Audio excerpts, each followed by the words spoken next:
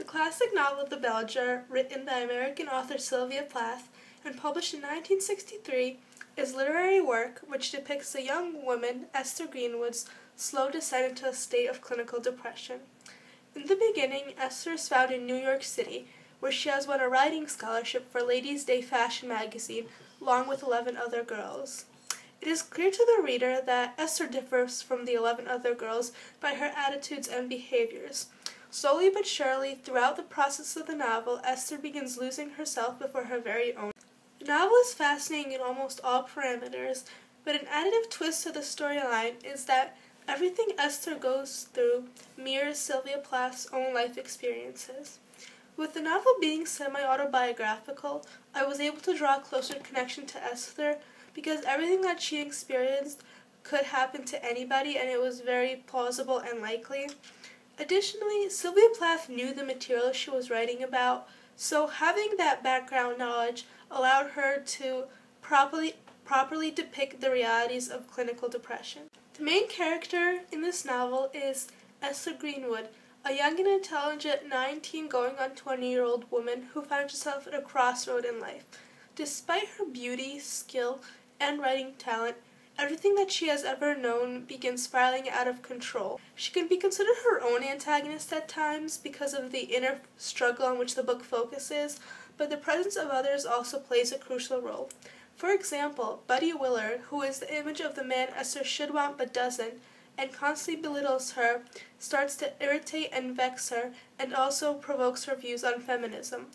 On top of that, Joan Gilling, whom Esther has been in competition with for everything for as long as she can remember, influences Esther, setting the bar too high for herself, and is not a role model for Esther, but she is everything Esther has ever aspired to be. And furthermore, there's Mother, who truly loves her daughter Esther, but Esther feels like her mother is just annoying and she doesn't want to be around her. And finally, there's Dr. Gordon, who doesn't really care for Esther. He just wants to fix her, and I literally mean fix her. He doesn't listen to her. Most of the characters that the reader meets along the way play some sort of antagonistic role in Esther's life and her character development. The main conflict in this novel is between Esther and her very own self, battling depression. It is clear that she is trapped, isolated, and feels as if no one can understand her. She loses interest in things she used to love, and her life is crumbling beneath her feet. Having engaged in some informational reading before and after reading The Bell Jar, I was able to learn that Sylvia Plath traditionally was not a novelist, and she was mainly known for her poetry and prose. However, the overall structure of the book is true perfection. It is organized through a series of journeys that the main character Esther takes. On multiple instances, the novel was interrupted for Esther to have a flashback, possibly of a life-changing experience for her, or for the reader to meet a new character. This allowed me to understand what experiences and events contributed to Esther's downfall and how they might affect her in that said situation. So without these flashbacks, the reader would be very confused. The novel has quite a few strengths as well as weaknesses. One of the major strengths of the novel is the fact that it was written in first person. This is very important for a novel like this because of what the main character is going through, and having someone who is depressed tell the story from their own eyes is like an eye-opener. It gives me some new perspective on the world. However, some weaknesses of first person include not being able to know how other people who interact with this character who is in a depression feel. On top of that, one of the strengths of the novel is how informational it was. I was able to learn a lot about the mental health system and feministic views of women and the gradual mental breakdown which a person can endure. Another downfall of the novel is how it proved to be somewhat confusing at times. I understand that the main character was going through a mental breakdown, so I understand why Sylvia Plath chose to make it slightly confusing to show how Esther's thoughts were blurred. Keeping the interests of the reader in mind, I wouldn't have gone down that path because at times I couldn't understand whether what Esther was experiencing was happening in the present, in the past, if she was thinking about it, if it really was happening. So that is the only true weakness of the novel. In a novel like this, there was a lot of figurative language as well as symbolism. One of the main symbols in this novel was the bell jar, which symbolized Esther's madness. Esther feels as if she's an airless jar that distorts her perspective of the world and prevents her from connecting with the people around her. For example, when she exits the psychic shock therapy room in Belsize on page 215, she refers to the bell jar hanging above her head, slightly suspended, giving her a little bit of breathing space. This shows that the bell jar somehow depicts Esther's success levels. Additionally, mirrors play a crucial role in this novel, and they symbolize Esther not being able to come to terms with who she is and not being able to live up to her high expectations. When she's given the mirror on page 174, when in a public facility, she looks in the mirror and she sees this woman who has a puffy face, she can't see out of one eye, and the symbolism behind this is that Esther had this expectation to see a beautiful woman in the mirror, but when she doesn't, she can't handle the stress and she winds up breaking the mirror. Each time she looks at herself in a mirror, she sees her own reflection, she sees someone besides herself. Throughout the novel, Esther's mental illness develops from a less severe state to a more intense one. At first, when in New York, Esther just feels like she wants to stay in her hotel room, she wants to stay in bed. She's not interested in any of the activities that the Ladies' Day staff plan for her.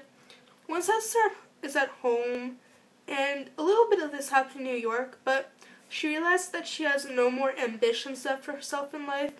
She has no more goals, and this is what truly bothers her. And when she gets home, she feels like she's bugged by her mother. She has suicide thoughts running through her head.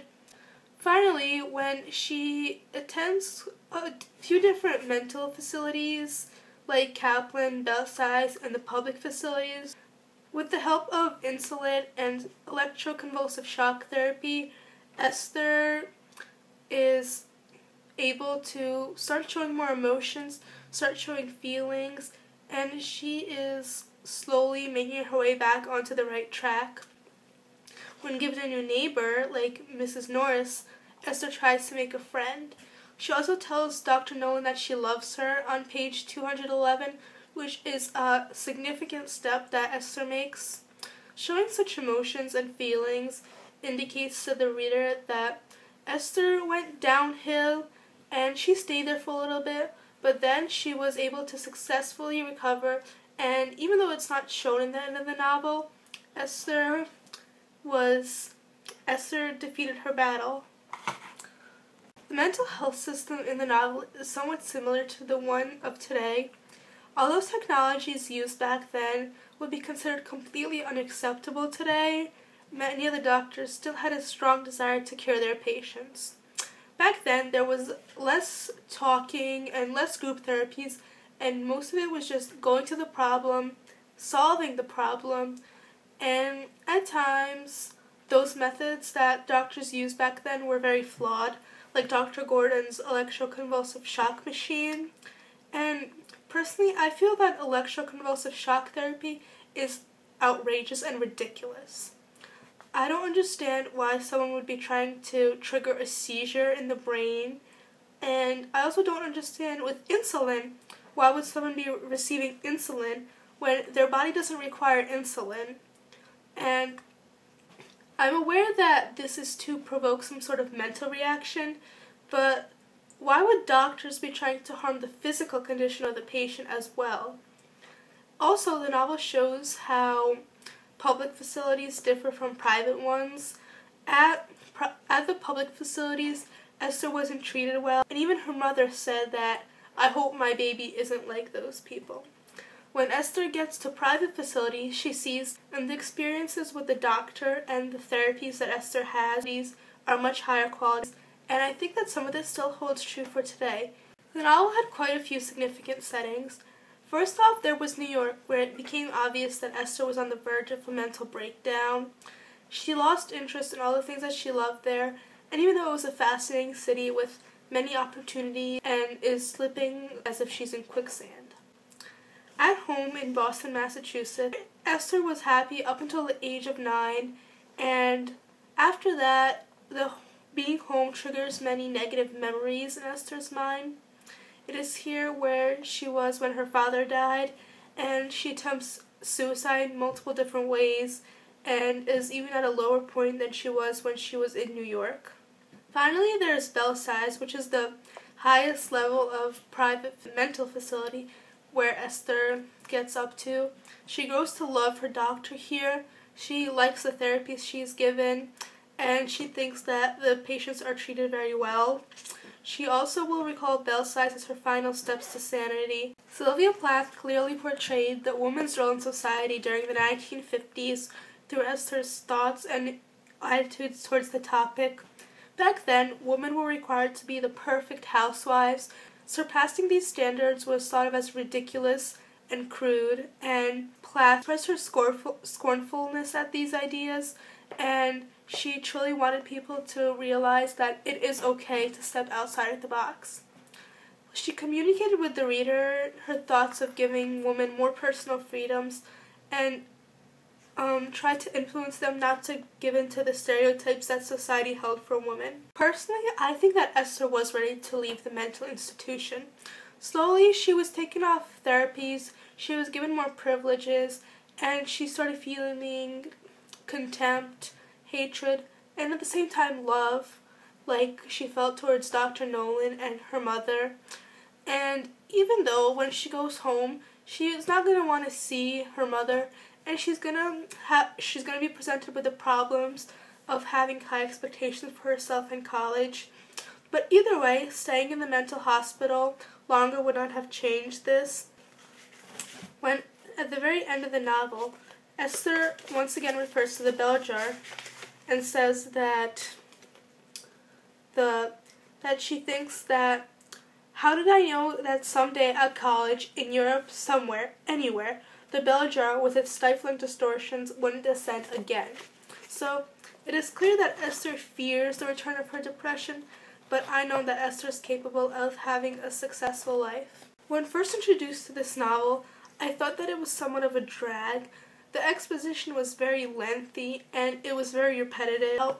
But as I read more and more to the novel, I was able to see the backstory behind everything that happened, and I was able to familiarize myself with Esther's past. Before, I was never fully aware how someone who was so successful in life could suddenly turn down the wrong road. Through real-life events and a captivating storyline, the novel grew to intrigue me more and more. I yearned for 10th period, where I could finally read one more chapter of the book and find out what happened to Esther and her supporting characters. So in the end, the book had a significant impact on my life, and I learned much more than I ever thought in this unit. Thank you for giving the entire honors class an opportunity to read such a fascinating book.